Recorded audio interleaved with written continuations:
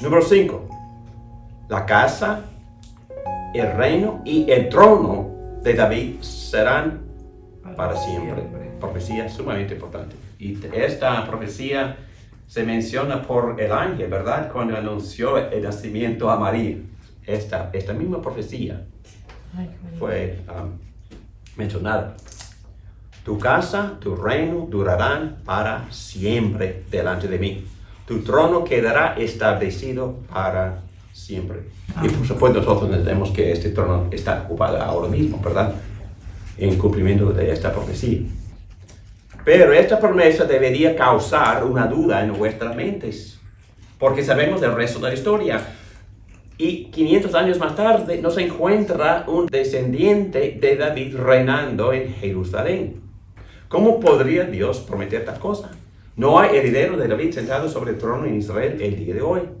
Esta duda de cómo entender esta promesa preocupó las mentes de los profetas por siglos. Estamos hablando de los profetas del Antiguo Testamento, porque ¿dónde está el rey? El trono está vacío. Porque por largos periodos de tiempo el pueblo se quedó fuera de la tierra y con nadie en el trono. Pero es interesante ya que este vacío provee el trasfondo para la revelación de Jesucristo en el Nuevo Testamento.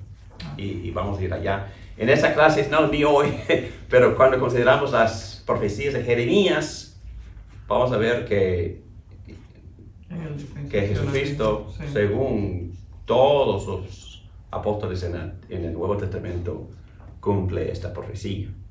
Vamos a hablar de esta dinastía de David. Fue la mejor en el cercano y antiguo Oriente. Hay que entender que no hubo una dinastía más larga en toda la historia del Antiguo Testamento y del cercano y Medio Oriente que la de David. David y su familia reinaron en Israel por más de 400 años. Increíble. Eso es mucho más largo que las mejores de las dinastías egipcias.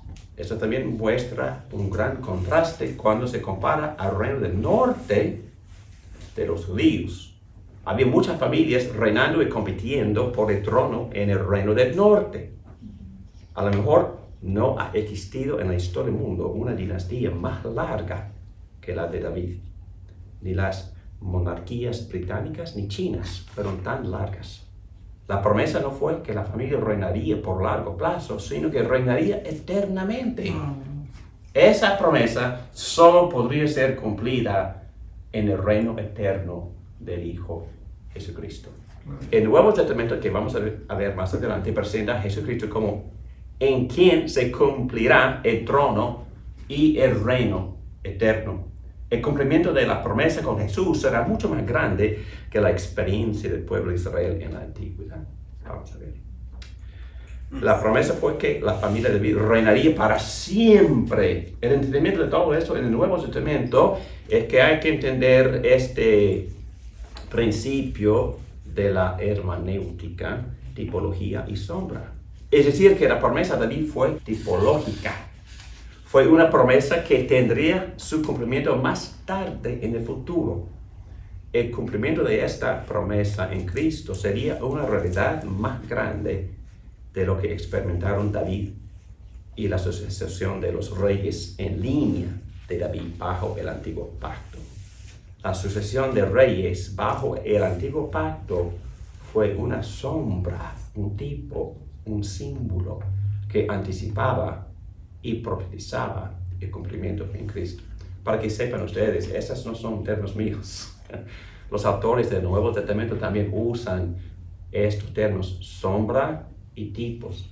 Pablo en las cartas a los Corintios y todo el libro de los Hebreos usan estas dos palabras como claves que tenemos que tomar en cuenta para poder interpretar bien esas profecías del Antiguo Testamento. ¿Okay? Tipos y sombras, profecías, símbolos. Bueno, vemos el cumplimiento de Cristo. El reino eterno de Jesucristo, que no se puede romper, es el cumplimiento de esas promesas a David. Ahora mismo Cristo se ha sentado a la diestra del Padre y está reinando sobre el universo por medio de su palabra y su poder. Y su reino no tendrá fin. Las realidades del Nuevo Testamento. Vamos a ver que esta es una clave también para poder interpretar bien estas profecías. Un principio de la hermenéutica es que las revelaciones que vienen más tarde deberían interpretar las antiguas. ¿Entendido? Entonces, lo que nosotros aprendemos en el Nuevo Testamento, obviamente, es la interpretación final, ¿verdad?, de los pasajes en el Antiguo Testamento, y no al revés. Y vamos a ver la importancia de esto cuando examinamos las diferencias entre los teólogos del pacto y los dispensacionalistas. ¿Ok? Pero vamos a esperar.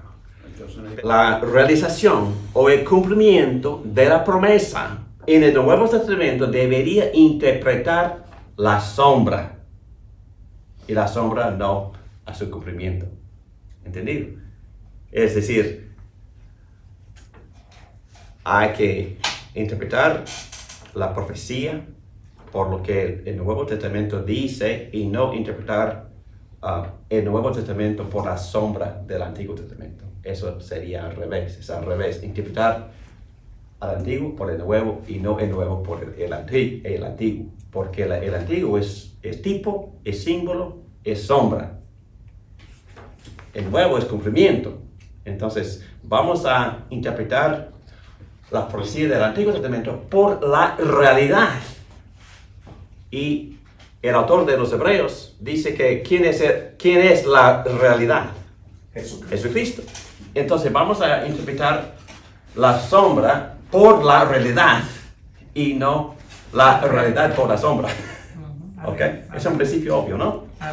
Y hay que obedecer esta hermenéutica, regla de interpretación. Muy bien. Interpretamos la profecía a la luz del cumplimiento y no el cumplimiento en términos del lenguaje de la profecía. Es lo mismo. Este principio de la hermenéutica es la manera consistente por medio del cual el Nuevo Testamento interpreta el Antiguo Testamento. En algún sentido, el Nuevo Testamento en sí es un manual de la hermenéutica. Entonces, para poder entender e interpretar correctamente bien el Antiguo, leemos el Nuevo. Esteban hace un buen reflejo en el capítulo 7 de Hechos, hace una interpretación, lleva todo y muestra el cumplimiento. Sí, narra la narrativa, repite, pero va interpretando esa narrativa por lo que ellos habían visto en el día de Pentecostés. Interesante, buen punto. En algún sentido, el Nuevo Testamento en sí es un manual de la hermenéutica. El Nuevo Testamento es un manual para nosotros, los cristianos, de cómo entendemos el Antiguo Testamento. Muy bien. Desde los primeros días, el cristianismo, los cristianos consideraban que el Antiguo Testamento era un libro cristiano.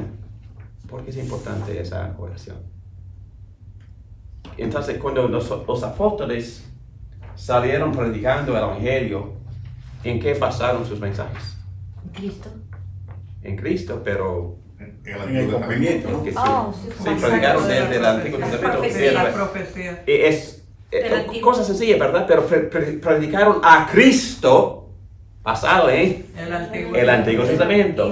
Pastor, entonces, de cierta forma, el Nuevo Testamento, yo no sé por qué se pone el Nuevo Testamento, entonces es la unificación completa, la continuidad. Entonces no es Nuevo Testamento, es lo mismo. Lo mismo, todo. Es lo mismo, pero no es necesario deshacernos del Antiguo, porque vemos mucho detalle en el Antiguo para ayudarnos a entender el significado del cumplimiento de Cristo. Entonces, por eso, bueno, paralelamente, un pastor podría predicar sobre cualquier sacrificio en el Antiguo Testamento. Y basado en ese pasaje del Antiguo Testamento, en Éxodo o en Levítico 16, ¿cuál será su mensaje? Jesucristo. Y cuando habla de los dos chivos, ¿verdad? Uno que fue al desierto, ¿para qué? Para llevar los pecados del pueblo al desierto y supuestamente se murió. Pero otro fue sacrificado. Entonces, lo que vemos predicando el Evangelio basado en Levítico 16, ¿qué hace Jesucristo? Bueno, llevar mi pecado más largo del oriente y del occidente, ¿verdad? Por ese chivo. Y también el chivo que se sacrifica a Dios es para propiciar la ira de Dios y satisfacer su justicia. Puro evangelio. ¿Ok? Entonces predicamos a Cristo. ¿Y por qué puedo hacer esto? Porque yo he observado al apóstol Pablo haciéndolo. Y también he observado al autor de los Hebreos haciéndolo. Y por eso, con toda confianza, yo predico a Cristo desde ese sistema de sacrificios del Antiguo Testamento. Y el mismo Jesús dice, escrito está, todo esto ya está cumpliendo ahora. Eso, tenían que saberlo. Perfecto. Ustedes son tercos y duros, no entendieron. Ok, muy bien. Entonces, para poder entender las diferencias en la siguiente clase entre los varios sistemas de teología, hay que entender estas reglas de la hermenéutica. ¿Ok? Muy bien, la H. Ahora consideramos la relación del pacto con David, al pacto con Abraham y al pacto con Moisés. ¿Y por qué tomamos tiempo para este tipo de tema?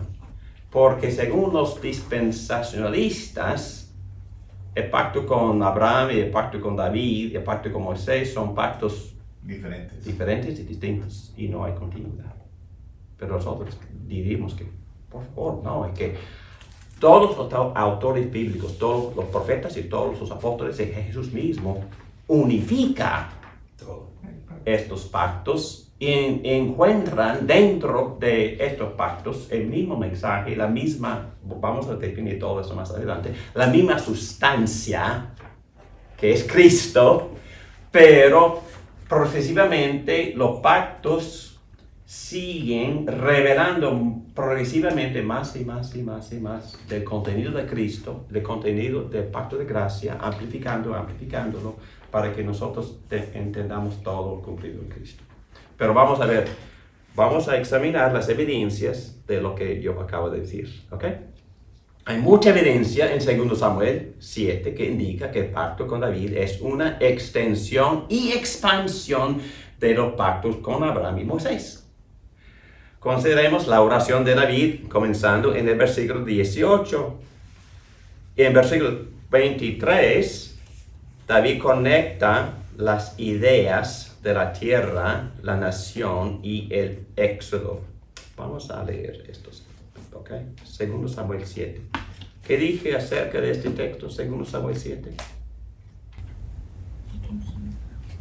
¿Es importante este capítulo? Bien importante. ¿Por qué? Porque lo mencionan los profetas, los apóstoles en el Nuevo Testamento, confirmando todas estas cosas. Hasta los ángeles citan este texto cuando anuncian el nacimiento a María. Muy bien, vamos a ver. Luego, el rey David se presentó ante el Señor y dijo: Señor y Dios, ¿quién soy yo y qué es mi familia para que me hayas hecho llegar tan lejos? Como si esto fuera poco, Señor Dios, también has hecho promesas a este siervo tuyo en cuanto al futuro de su dinastía. Tal es tu plan para con los hombres, Señor Dios, ¿qué más te puede decir tu siervo David que tú no sepas, Señor mi Dios? Has hecho estas maravillas en cumplimiento de tu palabra según tu voluntad y las has revelado a tu siervo.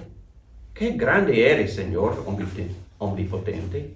Nosotros mismos hemos aprendido que no hay nadie como tú y que aparte de ti no hay Dios. ¿Y qué nación se puede comparar con tu pueblo Israel? Es la única nación en la tierra que tú has redimido para hacerla tu propio pueblo y para dar a conocer tu nombre. Hiciste prodigios y maravillas cuando al paso de tu pueblo, al cual redimiste de Egipto, expulsaste a las naciones y a sus dioses. Estableciste a Israel como si fuera tu pueblo para siempre y para que tu Señor fueras su Dios. ¿A cuál pacto se refiere David en su oración? El mismo pacto que le hizo a Abraham, a Moisés y a todos. A Moisés. Sí. Entonces repite casi todo el contenido del Jehová pacto tu con Dios Moisés. no es. Sí. Oye Israel, Jehová tu Dios no es. Exacto. Así es. Entonces, en su propia oración, David reconoce El pacto de la Abraham. continuidad de estos pactos y que él está viviendo el cumplimiento de las profecías contenidas en esos pactos anteriores. Entonces estamos estableciendo la continuidad entre los pactos. La tierra, la nación y el éxodo se mencionan. El pacto con Moisés convirtió la familia de Abraham en una nación. Ya consideramos eso en la clase anterior. Israel no era una nación bajo el pacto con Abraham, fue una pura familia. Fue el pacto con Moisés que convirtió la familia de Abraham en una nación. El éxodo se vincula al pacto con Abraham. Ya hemos visto esto en Génesis 15, porque en Génesis 15, ¿qué es lo que Dios le había prometido o profetizado a Abraham? Cosmos, que le daría toda la de él nación. saldrían naciones. Exacto, voy a leer otra vez para que no nos olvide esta profecía. Génesis 15, versículo 13. El Señor le dijo: debes saber que tus descendientes vivirán como extranjeros en tierra extraña, donde serán esclavizados y maltratados durante 400 años. ¿Dónde? Egipto. Egipto. Y Dios le está diciendo esto a Abraham 400 años antes. Pero yo castigaré a la nación que los esclavizará. Y luego tus descendientes saldrán en libertad y con grandes riquezas. Porque los egipcios le habían dado riquezas a los... Salieron con Todo eso. oro. Con todo el oro, con todo. Entonces el éxodo de Israel en Egipto fue el cumplimiento de la promesa a Abraham. También se incluye en esa profecía la promesa de la tierra. Génesis 15, versículo 15. Tú en cambio te reunirás en paz con tus antepasados y te enterrarán cuando ya seas muy anciano. 4 generaciones después, tus descendientes volverán a este lugar, porque antes de eso no habrá llegado al colmo de la iniquidad de los amorreos. En esa frase también Dios está justificando su ira, su castigo, porque ellos siguieron madurando en maldad. Los amorreos. Sí, los amorreos. Muy bien. También la promesa de la tierra que fue dada inicialmente a Abraham se ve en este versículo. Y vemos en 2 Samuel que una de las responsabilidades que Dios les había dado a los reyes fue la de supervisar el cumplimiento de la promesa con respecto a la tierra terrenal. Entonces tuvieron que conquistarla y mantenerla. En este esquema, la promesa de la tierra es condicional y los reyes tienen que participar en su cumplimiento. En Génesis 15, Dios le prometió la tierra a Abraham. Y vemos ahora que es la responsabilidad de los reyes asegurar que la promesa con respecto a la tierra sea cumplida. Muy bien. Versículo 23. ¿Y qué nación se puede comparar con tu pueblo Israel? Es la única nación en la tierra que tú has redimido para hacerla tu propio pueblo y para dar a conocer tu nombre. Hiciste prodigios, milagros, cuando al paso de tu pueblo, a la cual redimiste de Egipto, expulsaste a las naciones y a sus dioses. Bueno, aquí vemos la combinación de la tierra, la nación y el éxodo en 2 Samuel 7:23. Nos hace entender que el pacto con David no da la vuelta alrededor del pacto con Moisés, ni brinca por encima de él, sino que va a través del pacto con Moisés desde Abraham hasta David. Muy importante eso para ver la continuidad y también la revelación progresiva que existe entre todos los pactos individuales. Abraham y luego Moisés y ahora David, pero también hay continuidad que empezó con Adán hasta Noé, luego Abraham, Moisés, David. También se ve una sombra o una implicación de esta promesa de una tierra aún en el pacto con Adán y en el pacto con Noé. ¿En qué sentido? ¿Hay tierra indicada en el pacto con Adán? Sí. Sí, ¿cómo? En la promesa que le hace Dios. Sí.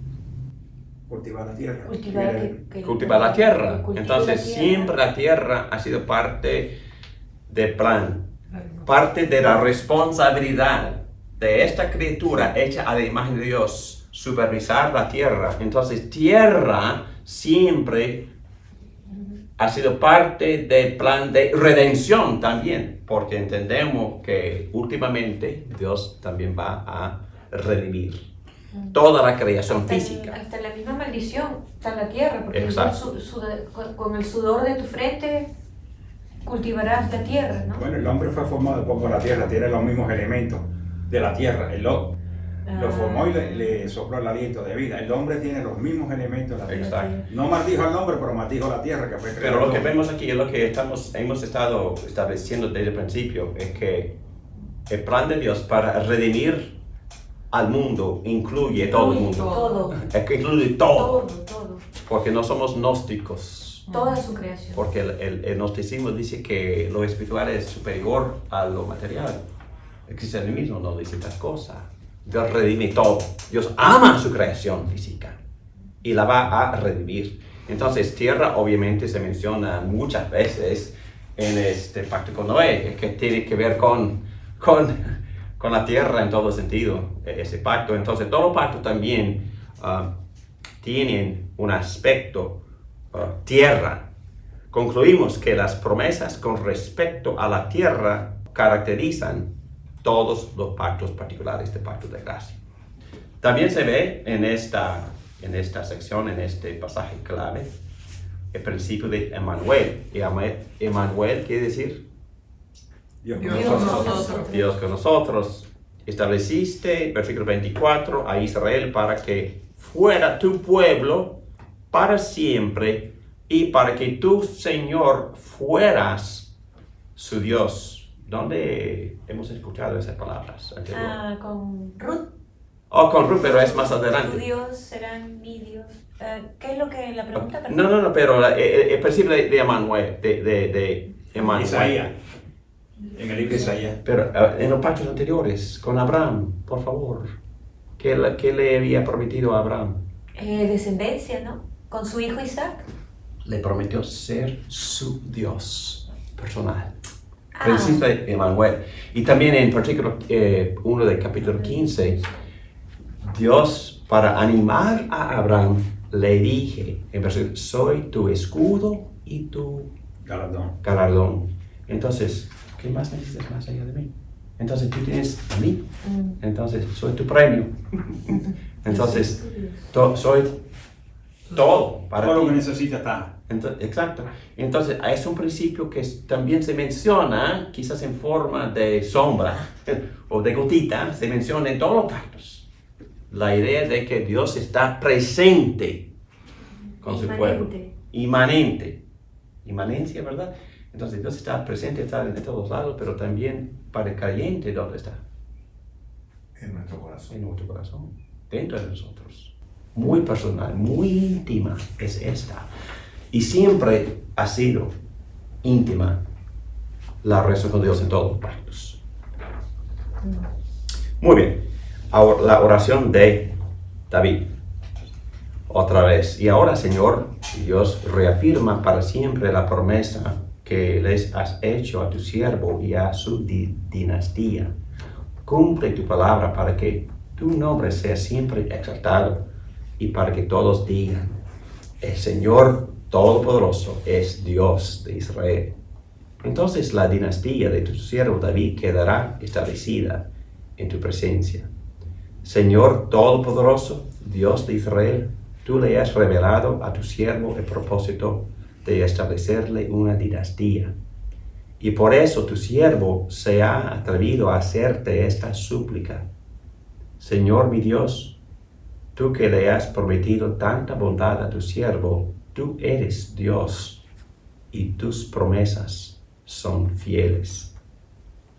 Porque Dios ha hecho todas estas promesas a David. David tiene la valentía de repetirle a Dios en su oración exactamente lo que Dios le había prometido. Por lo tanto, vemos como este pacto con David específicamente cumple el contenido de las promesas hechas a Abraham y Moisés en esos pactos anteriores. Aplicación. David en su oración, ¿qué es lo que David repite a Dios? La continuidad de su pacto. Y repite también lo que Dios le había prometido. La promesa. ¿Oramos así nosotros? Claro. Yo creo que nuestras oraciones deben de ser basadas específicamente en las promesas, porque eso nos llena con ánimo y confianza, sabiendo que Dios es fiel, ¿verdad? Sí, siempre cumple lo que Él promete. Cumple su promesa. ¿Recuerdan que cuando tocamos el tema en Génesis 15, entre Génesis 15 y Génesis 17 vemos 3 crisis en la vida de Abraham? Y con cada crisis, ¿qué es lo que Dios está? ¿Cómo le anima Dios a Abraham? Por acordarle de lo que él ya había prometido, de sus promesas. Y luego todavía duda Abraham, y por eso Dios juró a su promesa. ¿Ok? Y luego en capítulo 17 tiene otra crisis, y por eso Dios le dio una señal. Circuncisión. Pero esa señal también lo hace acordar de la promesa, que Dios sí va a continuar generación tras generación cumpliendo con todo lo que Él había prometido. Y estamos examinando otra vez todas las promesas de Dios. Entonces, nuestra salvación en sí, nuestra confianza, nuestro ánimo, nuestra vida, se puede decir que todo esto en nuestra vida, mi salvación, depende de ¿qué? La promesa. La promesa. La promesa. La promesa. Y lo que David está repitiendo de Dios, wow, tú prometiste tantas cosas. Y tú estás cumpliendo lo que tú prometiste. Qué bueno. Entonces David en este momento está sumamente animado. ¿Por qué? Porque él está reflexionando en ¿qué? En todos los pactos anteriores. En todo lo que Dios había prometido. En todo lo que Dios ya ha cumplido. Y lo que él está cumpliendo en su propia vida, en su propia dinastía. David está feliz. Se apropió de las promesas. Se apropió de las promesas. Y nosotros aprendemos mucho de eso, ¿verdad? Nosotros vivimos apropiándonos de las promesas. Y le pedimos a Dios las promesas por nuestros hijos y nuestros futuros. Se las pedimos. Exacto. Porque Él las ha prometido. Exacto. Sí, le reclamamos.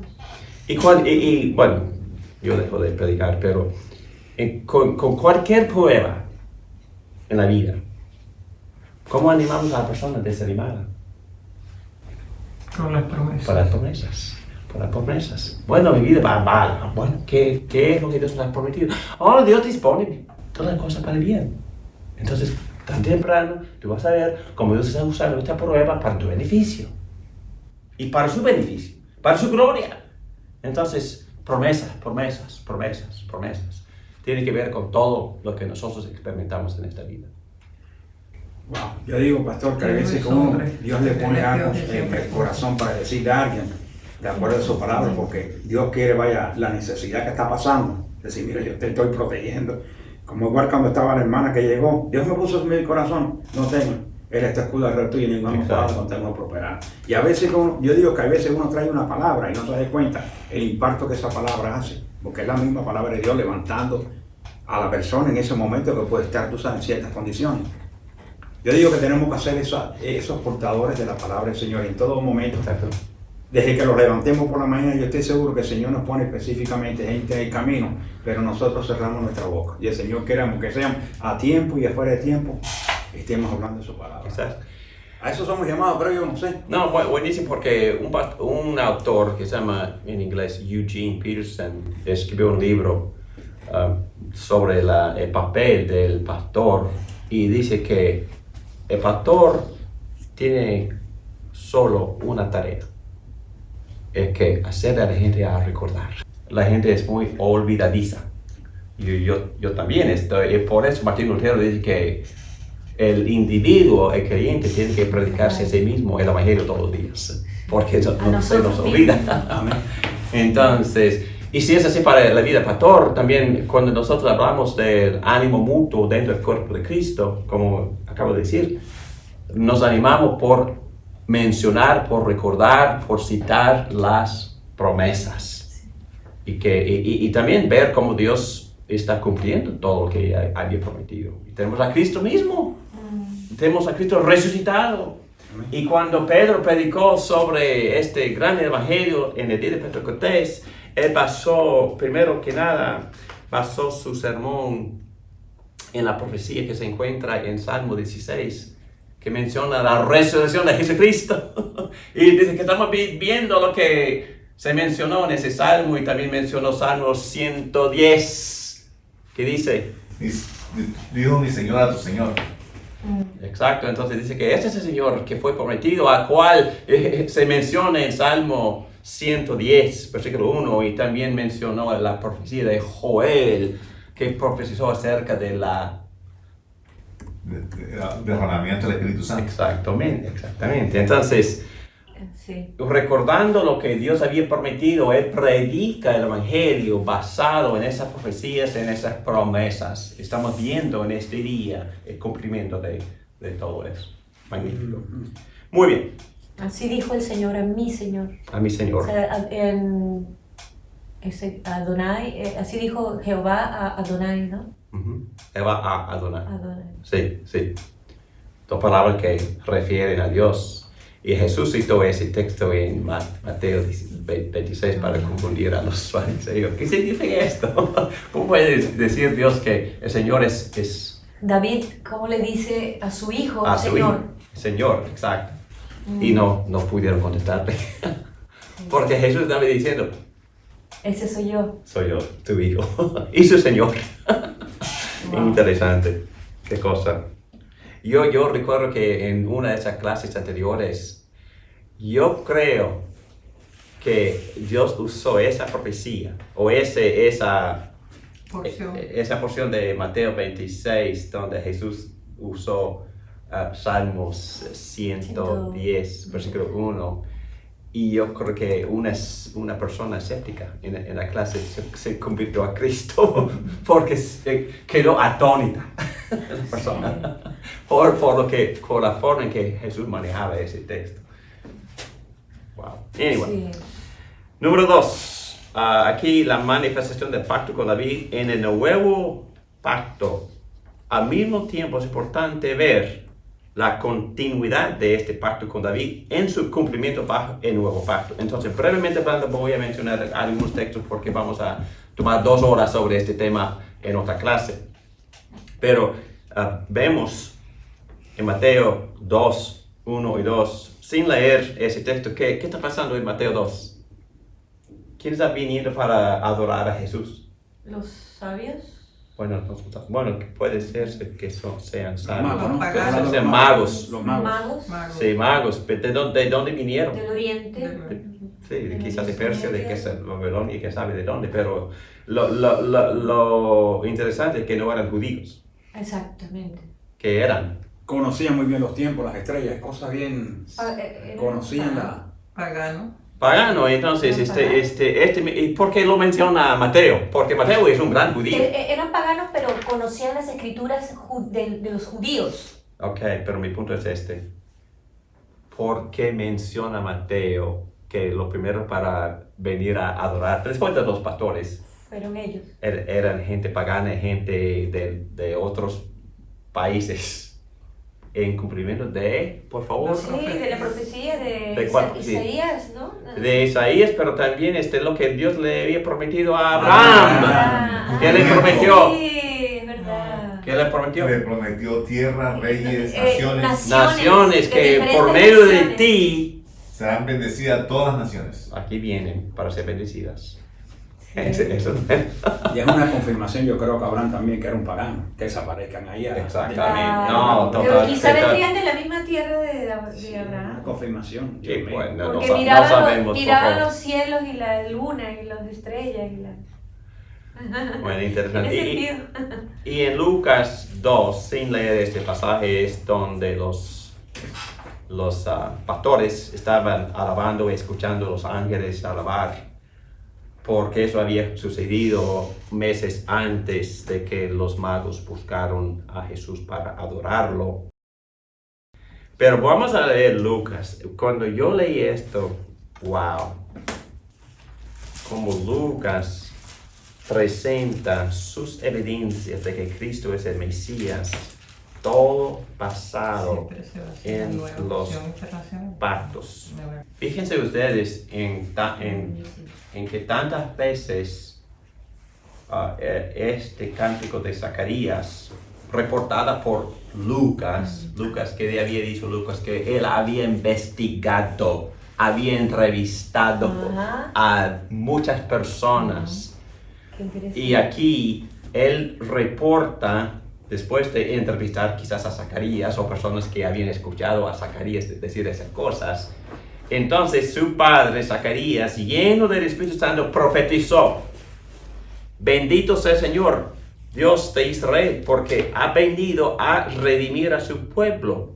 Nos envió un poderoso Salvador en la casa de David, su siervo. ¿Qué está diciendo Lucas? Que este Salvador viene de David. Viene de David. Como lo prometió en el pasado por medio de sus santos profetas. Está refiriéndose a dónde? A 2 Samuel, capítulo 7. Para librarnos de nuestros enemigos y del poder de los que nos aborrecen. Para mostrar misericordia a nuestros padres al acordarse de su santo pacto. Oh, entonces Lucas cree en el pacto. Claro. Lucas tiene teología del pacto. Interesante. Lucas predica el evangelio basado en los pactos. Pero es que la palabra, la Biblia entera es un pacto, de Dios con el hombre. Exacto. Completa la Biblia. Y ahí, bueno, ya mencionó David, y ahora, versículo 73, y así lo juró a Abraham, nuestro padre. ¿En qué capítulo Dios le juró a Abraham en cuanto a todo lo que él le había prometido? Capítulo 15. Nos concedió que fuéramos libres de temor a rescatarnos del poder de nuestros enemigos para que les sirviéramos con santidad y justicia, viviendo en su presencia todos nuestros días. Y tú, hijito mío, serás llamado profeta del Altísimo, porque irás delante del Señor para prepararle camino. Darás a conocer a su pueblo la salvación mediante el perdón de sus pecados. Gracias a la entrañable misericordia de nuestro Dios, así nos visitará desde el cielo el sol naciente, para dar luz a los que viven en tinieblas y en la más terrible oscuridad, para guiar nuestros pasos por la senda de la paz. Entonces, profecía de Isaías. Pero el punto es que aún en este cántico, Zacarías menciona los pactos de David y los pactos con Abraham, diciendo que este niño, este bebé, es el cumplimiento de todo lo que fue prometido en estos dos pactos. Interesante, ¿no? Que Dios, que Lucas abre su evangelio basado en los pactos con David y Abraham. Ella abrazó lo que era el cumplimiento de las cosas completas, todo lo que estaba Exacto. ahí. Y lo mismo pasa, y es un texto favorito, en Lucas capítulo 1, versículo 26, cita mucho material de Samuel, capítulo 7. Quizás el ángel había estudiado bien. Tenía buen conocimiento de la palabra. De la palabra de Dios. Aquí dice en versículo 26, a los 6 meses Dios envió al ángel Gabriel a nacer pueblo de Galilea a visitar a una joven virgen comprometida para casarse con un hombre que se llama José, descendiente de David. La virgen se llamaba María. El ángel se acercó a ella y le dijo, te saludo, tú que has recibido el favor de Dios, el Señor está contigo. Antes estas palabras, María se perturbó y se preguntaba qué podría significar este saludo. No tengas miedo, María. Dios te ha concedido su favor. El mismo favor a Noé. También, y también la misma palabra que Dios le había dado a Abraham en capítulo 15 de que no tengas miedo, Abraham.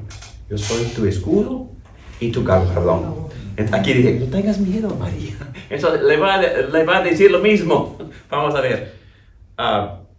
Quedarás encinta y darás a luz a un hijo y le pondrás por nombre Jesús. Él será un gran hombre y lo llamarán Hijo del Altísimo. Entonces, literalmente hablando, él será grande, lo mismo que Dios le había prometido en el pacto con David. Esa misma frase en Samuel capítulo 7, y también será hijo del Altísimo. También la primera vez que se menciona esa frase es segundo Samuel 7. Entonces ese ángel está diciéndole todo lo que Dios está prometido y todo lo que Dios está a punto de hacer. Está basando todo su mensaje en segundo Samuel 7. Y cuando el ángel habla con María, el mismo contenido de las promesas hechas a Abraham, Jacob y a David es enfatizada. Él será grande, hemos visto esto, segundo Samuel 7. Él será hijo del Altísimo, segundo Samuel 7. Todo lo que el ángel le menciona a María se encuentra en los pactos con Abraham y Moisés y David. Prácticamente todo el contenido de este mensaje se encuentra en segundo Samuel 7. ¿Y cuál es la respuesta por parte de María? ¿Cómo podrá suceder esto? Le preguntó María al ángel, puesto que soy virgen. Igual de lo que le había dicho a Abraham, a Dios exactamente. Okay. Mi esposa y yo ya hemos pasado los años de poder concebir. Cumplimiento en Cristo. Jesús va a cumplir lo que Salomón no cumplió y lo que todos los reyes en su linaje no cumplieron.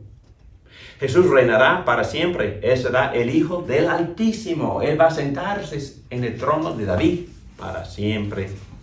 Todo el resto del Nuevo Testamento muestra cómo el Rey Jesús cumple con todas estas promesas hechas bajo el Antiguo Pacto. Wow. En la próxima lección vamos a comparar y contrastar el dispensacionalismo, como ellos interpretan todas las cosas, con los teólogos del pacto. Se considera el gran problema de por qué ya no hubo sucesor del trono en el Antiguo Testamento. Muy bien, vamos a orar. Gracias, Padre, por esas promesas. Ayúdanos a poner en práctica lo que estamos aprendiendo de estos pactos y también confiar siempre en lo que tú nos has dado y de lo que tú has prometido en tu pacto de gracia. Gracias, Señor, en el nombre de Cristo Jesús.